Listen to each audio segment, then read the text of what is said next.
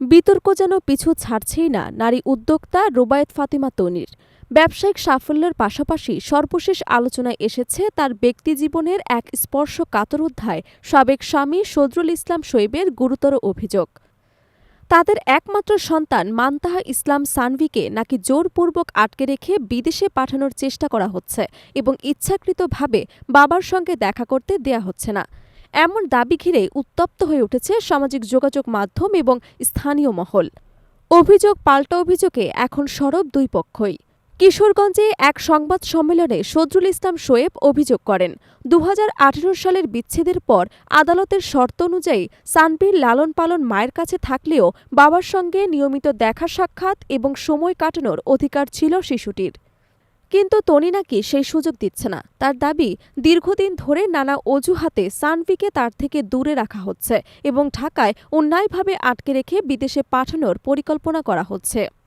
শোয়েব আরও অভিযোগ করেন, তনি সামাজিক যোগাযোগ মাধ্যমে নিজের ব্যবসায় প্রচারের জন্য শিশুকে কন্টেন্ট হিসেবে ব্যবহার করছেন, যা একজন শিশুর বেড়ে ওঠার জন্য ক্ষতিকর।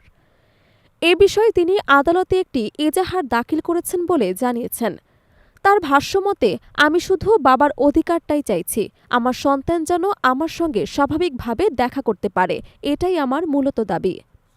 অভিযোগের জবাবে রুবায়েত ফাতিমা তনি সব অভিযোগকে ভিত্তিহীন, উদ্দেশ্যমূলক এবং মানহানিকর বলে প্রত্যাখ্যান করেন।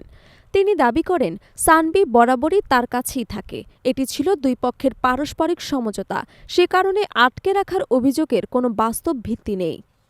তনির বক্তব্য, মেয়ে এখন বড় হয়েছে, ভালো একটি স্কুলে পড়ছে এবং ঢাকার পরিবেশেই বড় হয়েছে, তাই স্বাভাবিকভাবেই গ্রামে যেতে আগ্রহী নয়।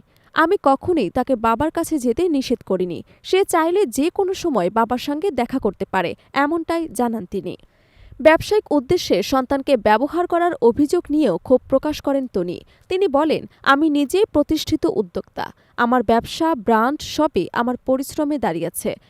আমাকে ভাইরাল হতে সন্তানের প্রয়োজন পড়ে না। শোয়েবের এই দাবি যে ভিত্তিহীন সেটি নিজেই জোরালোভাবে উল্লেখ করেন। বিদেশে স্থায়ী হবার পরিকল্পনা নিয়ে উত্থাপিত অভিযোগ সম্পর্কে তনি বলেন, দেশে তার একাধিক ব্যবসা রয়েছে এবং তিনি বাংলাদেশেই স্থায়ী থাকতে চান। তবে ভবিষ্যতে মেয়ের উচ্চশিক্ষার সুযোগ তৈরি হলে সেটা বিবেচনা করা হবে। তিনি জানান, শোয়েবের অভিযোগগুলো ব্যক্তিগত মনোভাব এবং উদ্দেশ্যমূলক অপপ্রচারের ফল, তাই প্রয়োজনীয় সব জবাব আইনি ভাষায় দেয়া হবে।